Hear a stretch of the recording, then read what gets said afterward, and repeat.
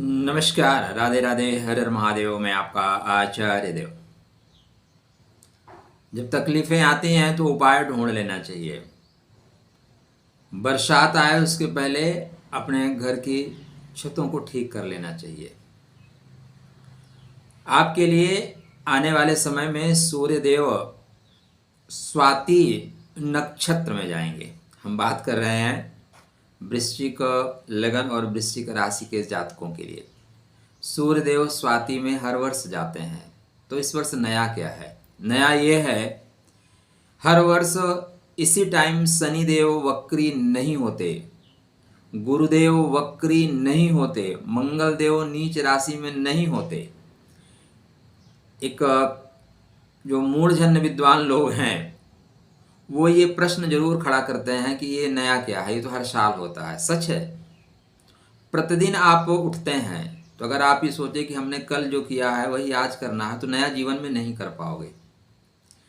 इस बार थोड़ी सावधानी इसलिए बरतनी है कि वक्री हैं गुरु, वक्री हैं शनि, और मंगल नीच राशि की ओर है, सूर्य नीच राशि में है। और यहाँ से सूर्य नारायण को जो नीचता शब्द प्रयोग किया गया है, निम्नता शब्द का प्रयोग किया गया है, वो चरितार्थ होगा, वो मिलेगा। सिर्फ वादे नहीं होंगे, यहाँ पे मिलेगा। तो क्या सावधानी बरतनी है? हम बात कर रहे हैं वृश्चिक लगन वृश्चिक राशि के जातकों के लिए या जातिकाओं के लिए। हमारा यह वीडियो स्त्री पुरुष का भेद नहीं करता। हाँ, नेचर में है जातक बोलना, बोल देता हूँ। तो अभी तक आपने मित्र हमारे चैनल को सब्सक्राइब नहीं किया है तो कृपया कर लीजिए, क्योंकि आपके राशि पे मेरे जैसा समर्पण अन्यत्र शायद ही आपको मिले। मैं नहीं कहता कि मैं अकेला काम कर रहा हूँ, बहुत लोग काम कर रहे हैं, लेकिन समर्पण के साथ काम करने वाले लोग कम मिलेंगे। फिर भी अगर आपने नहीं सब्सक्राइब किया है तो महान है आप, प्रणाम है आपको। सूर्य नारायण जिस दिन जा रहे हैं तुला राशि में, उसके पहले ही परमात्मा आपको अवसर दे रहे हैं। ऊपर वाला ना बहुत महान है, कारीगर है भाई। वो रोग बाद में देता है, दवा पहले दे देता है, बेटा दवा ले लो। अब आप दवा ही ना प्रयोग करें, यह आपकी त्रुटि होगी। तो दवा क्या है? 24 गुरुवार के दिन सूर्य नारायण स्वाति में जाएंगे। उसके पहले उसी दिन आपके चंद्रदेव पुष्य नक्षत्र में होंगे। इसमें नया क्या है? नया है इस दिन गुरु पुष्य योग बनेगा। तो देखो आपकी जो गोचरी स्थिति है चंद्रमा महाराज की, वो 11:30 बजे से लेके और 25 तारीख को 12:30 बजे के आसपास 10-5 मिनट ऊपर नीचे आपके जिले के अनुसार, प्रदेश के अनुसार हो सकता है। इसको बोलते हैं गुरु पुष्य योग। अमृत योग जैसा है, अमृत देने वाला है। अमृत मतलब, अमृत का मतलब ये नहीं है कि जो जीवन को लंबा कर दे। अमृत का मतलब यहाँ पे ये है कि जो आपके परेशानियों को दूर कर दे। तो आपके लिए मैंने कहा था कि भाई तलवार लटकेगी किस पे? नौकरी पे, ठीक है। और कुछ लोगों की लटक गई है। लोग मैसेज करके देते हैं कि आचार्य जी आपने कहा पहले लटक रही है। तो यह लटकते ही रहे, गिरे ना, उसका परिहार, उसका उपाय। अर्थ के बिना सब व्यर्थ है। यस्य टका ना अस्ति सह टकटकायते। ठीक, पैसा बहुत बड़ी चीज है मित्र। इस दुनिया में आपको कोई भी कर्म करना है, धर्म अर्थ काम मोक्ष, पैसा चाहिए। इसलिए इस दिन का उपयोग लक्ष्मी पूजन के लिए करिए। यहाँ से लेके डिठवान एकादशी, देवोत्थानी एकादशी, मतलब 12 नवंबर तक आप नियमित लक्ष्मी पूजन करिए, सफलता आपको मिलेगी, गारंटेड। करके तो देखिए। तो पुष्य नक्षत्र में जब चंद्रमा जाते हैं और गुरु का दिन हो तो उसको बोलते हैं गुरु पुष्य नक्षत्र। अत्यंत श्रेष्ठ लाभ देता है। क्यों लाभ देता है? देखो भाई, ये शनि का नक्षत्र है और शनि का सर्वश्रेष्ठ नक्षत्र है। क्या है? सर्वश्रेष्ठ नक्षत्र है। इसको बोलते हैं तिस्य नक्षत्र, पुष्य नक्षत्र, मतलब पुष्प नक्षत्र बोलते हैं। क्या है? पुष्प, पुष्प जैसा खिल जाना। पुष्प क्या है? जीवन की पूर्णता को दर्शाता है। पुष्प आप बन जाओगे तो परमात्मा के चरणों में आप चढ़ा दिया जाओगे, परमात्मा के चरणों में पहुंच जाओगे।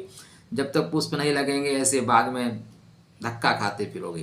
तो इस दिन का उपयोग आने वाले समय की दुरूहताओं के लिए, आने वाले समय की कठिनाइयों के लिए, मतलब बारिश हो रही है, छतरी तैयार कर लीजिए, रेनकोट पहन लेंगे।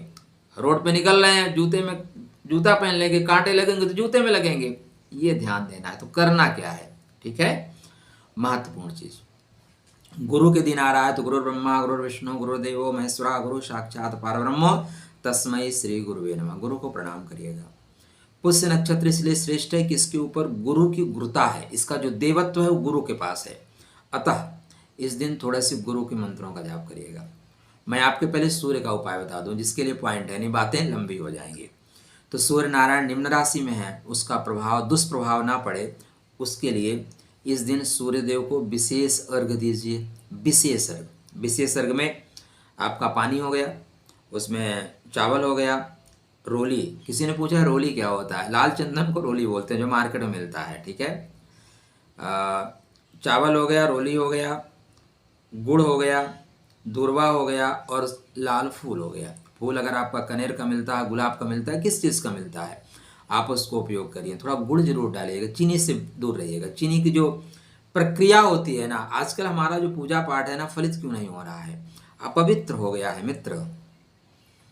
एक तो पहला काम ये करना कि छोटे पायजामा से कोई चीज़ मत लेना। दीपावली आ रही है, दीपावली पे आप उन्हीं से सामान परचेस करो जो दीपावली मनाते हो, उनसे मत परचेस करना, ठीक है। आप झालर खरीदो, मैं ये नहीं कहूँगा चाइना के विरोध करने में झालर मत खरीदो, लेकिन दीप भी खरीदो। गरीबों के घर में दीपावली या दीप जलना चाहिए, मिठाई आनी चाहिए, इसलिए दीप भी खरीदो।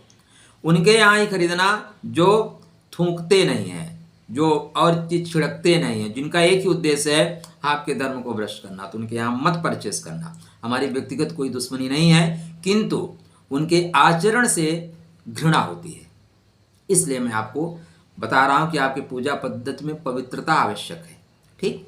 तो कोशिश करिए, स्वतः खरीदिए और लोगों को जागृत करिए, क्योंकि समाज आपका, राष्ट्र आपका।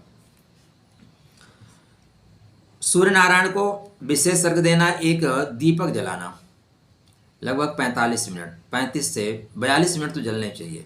42 मिनट के पीछे मैथमेटिक्स क्या है बताऊं क्या, गजब की मैथमेटिक्स है। चलिए फिर किसी वीडियो पे। तो यहाँ पे सूर्य नारायण को आप एक दीपक जब भी आप अर्घ दे रहे हैं उसी समय जलाएं। जरूरी नहीं है कि आप सायंकाल, कभी भी जला सकते हैं। मैं ये नहीं बोलूँगा कि आप इतने बजे जलाओ, अपने सुविधा अनुसार जलाओ। बत्ती जो है लंबी वाली नहीं लगाना, गोल वाली लगाना, और उसमें थोड़ा सा गुड़ डाल सको डाल दो, थोड़ा शहद डाल सको, किसमें, घी में थोड़ा सा डालना, ज़्यादा नहीं, थोड़ा सा डाल के रखिए, बेहतर फल मिलेगा। एक शहद की डिब्बी लेना, उसको उसी समय सूर्य नारायण के प्रकाश में रख देना, सूर्य नारायण के प्रकाश में रखना। कांच वाली लेना जिसमें रोशनी आर पार हो, और कम से कम 1 घंटे 45 मिनट तो रखो ही महाराज, जब तक दीपक जले तब तक उसको रखो। अगर आपको शुगर भी है तो कोई दिक्कत नहीं है। फिर उसको प्रातःकाल रोज थोड़ा सा शहद लेना और अपने जीवा पे लगा लेना, आपकी वाणी बहुत मीठी हो जाएगी। सूर्य नारायण आपके वाणी पे होंगे, कभी खराब नहीं होगी वाणी, और वाणी से ही संसार में आप लाभ प्राप्त करते हैं। तो आप जिससे बात करेंगे ना, बातें आपकी प्रभावी होंगी, बातें क्लियर होंगी, इससे सूर्य नारायण मजबूत होगा। प्रतिदिन थोड़ा सा गुड़ खाया करो प्रातःकाल, चीनी नहीं, क्या गुड़ खाया करो, स्वास्थ्य बेहतर रहेगा, इम्यूनिटी सिस्टम मजबूत रहेगी, सूर्य नारायण मजबूत होंगे। पहला उपाय।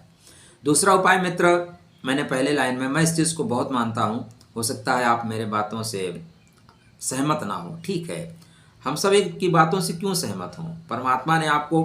दूसरी बात, कभी भी अपने ऊपर संदेह मत पैदा करना।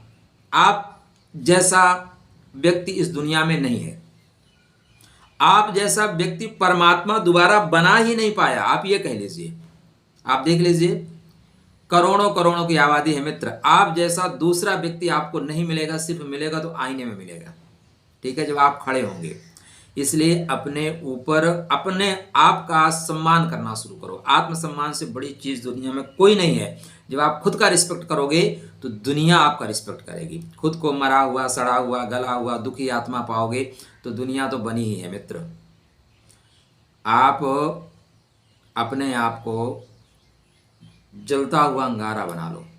दुनिया के किसी माँ ने बच्चे को जन्म नहीं दिया जो आपके ऊपर पैर रखे, लेकिन आप मिट्टी का ढेला बनाओगे तो लोग लात मारेंगे।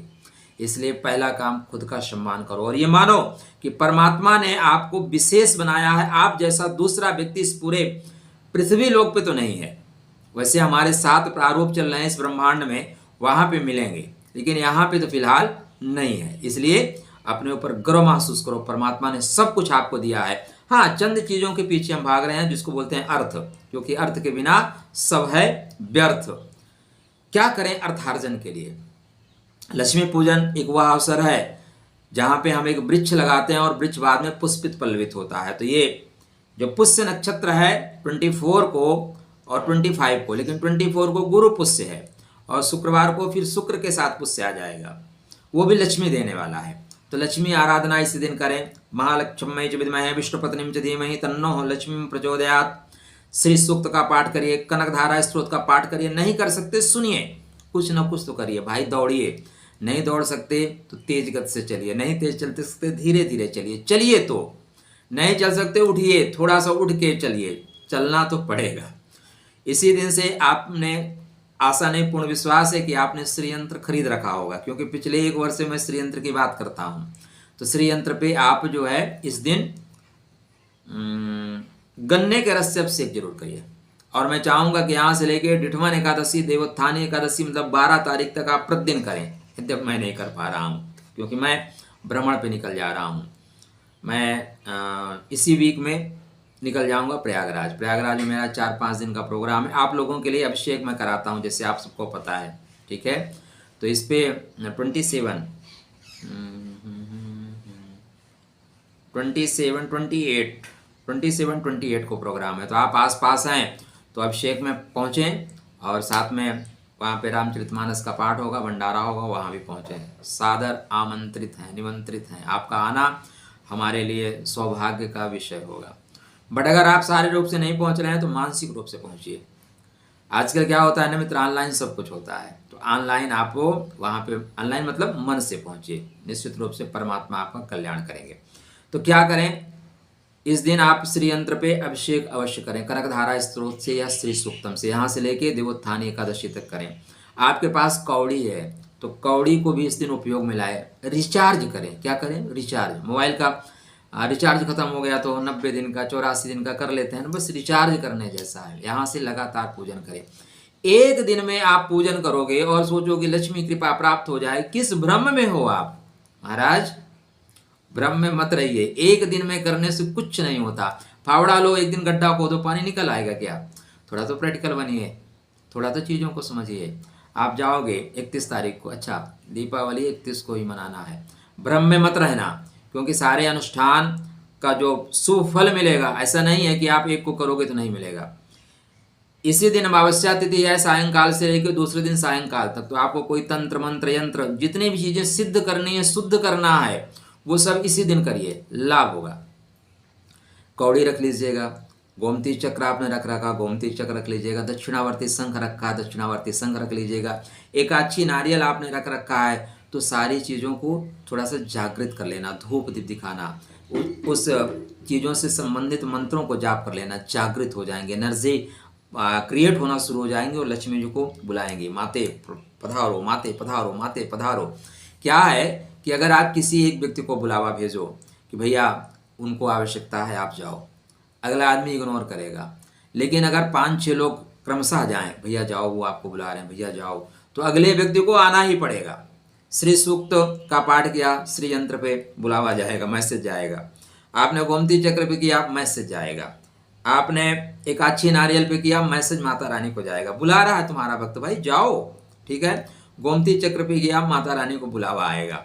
तो ये सारी चीज़ें बुलावा के लिए हैं। आपके पास सियार सिंगी है, ठीक है, तो सियार सिंगी का आप उपयोग करें इस दिन। जितनी भी चीज़ें इस तरह की होती है ना, इसको पुष्य नक्षत्र पे जागृत करना शुरू करिए। थोड़े से पीले चावल, इस दिन चावल पीला करिएगा। एक मज़ेदार बात बता रहा हूँ, किताबों में ढूंढना। चावल को लो, चावल मतलब अच्छत जो टूटा हुआ ना हो, उसको आप दूध से धुल लो। इससे धुलो, दूध से धुलो, हल्का सा, बहुत ज़्यादा दूध नहीं, हल्का छींटे मारो। उसके बाद उसको हल्दी से कलर कर लो, और इस दिन मतलब एक दिन पहले ये प्रक्रिया कर लो। इस दिन सूर्य नारायण की रश्मि में उसको रखो कम से कम 45 मिनट। उसके बाद पूजन करने के पश्चात उसको एक पीले कपड़े में बांधो, और जब तक आप पूजन कर रहे हो उसको बांध के रखिए। बीच में देखते रहिए कुछ गंदगी तो नहीं आ रही तो सुखा लीजिएगा, सुखा लेंगे तो नहीं आएगी। इसके पश्चात इसको अपने जहाँ द्रव्य दक्षिणा रखते हैं वहाँ रखिए। निश्चित रूप से आपके द्रव्य दक्षिणा में वृद्धि होगी। ऐसा नहीं है कि मैं आपको बोलूं कि ये रखो और पैसा गिरना शुरू, पैसा बरसेगा, ऐसा कुछ नहीं होता मित्र। जो यूट्यूबर वीडियो ज्योतिषी हैं उनको ही पता है कि अगर पैसा बरसता तो मैं आपको वीडियो क्यों बनाता, मैं भी बच्चों के साथ एंजॉय करता, पैसा बरसाता रहता। ठीक है, तो इस तरह की चीज़ों में मत फंसिएगा। ये चीज़ें आपके मार्ग को खोल देती हैं, जो मार्ग बंद है उसको खोल देती हैं। तो यह जो दिन है, आप सूर्य नारायण के इस दिन आराधना करिएगा। इस दिन से लेके 7 तारीख तक प्रतिदिन सूर्य को अर्घ देना है। प्रतिदिन सूर्य को अर्घ दीजिए। पिता को प्रतिदिन प्रणाम करके चलिए। पिता तुल्य लोगों को प्रणाम करिए। 5 बाप होते हैं, पता है। वीडियो ज़्यादा लंबा हो जाता है मित्र, क्योंकि आप ना तो दर्शक हैं ना मैं तो ज्योतिषी हूँ। हम दोनों क्या हैं, परमात्मा के संतान हैं, इसलिए हम भाई भाई हैं, इसलिए बातें लंबी हो रही हैं। आपके पिता, आपके ससुर, वो भी आपके पिता हैं। आपके जो गुरु हैं या गुरु के जो पिता हैं वो भी आपके पिता हैं। ठीक है, आकाश आपका पिता है। और हमारे यहाँ राजा को पिता माना जाता है। राजा परंपरा तो रही नहीं, लेकिन सरकार भी पिता स्वरूप है। तो ये जो लोग बड़े लोग हैं इनको प्रणाम करके चलिए, परिणाम आपके फेवर में आएगा। आशा नहीं, पूर्ण विश्वास है कि आप इसका उपयोग करेंगे तो जो तलवार लटक रही है ना, तलवार लटकना बंद हो जाएगी। ठीक है, सूर्य को प्रतिदिन अर्घ देते रहिएगा। नारायण सब अच्छा करेंगे। एक सुंदर सा अपडेट और आ रहा है आपके लिए। 28 तारीख से गुरु रोहिणी में जाएंगे, तो जो दबाव बनेगा 4 दिन दबाव ज़्यादा झेल लेना। 4 दिन के बाद गुरु पकड़ लेंगे, बोलेंगे कोई बात नहीं, मैं आ गया हूँ ना, रण क्षेत्र में उतर गया हूँ, ठीक कर दूंगा। खुश रहिए, स्वस्थ रहिए, मुस्कुराते रहिए, राधे राधे करते रहिए। अगर वीडियो अच्छा लगता है तो मित्रों को शेयर भी करते रहिए। राधे राधे।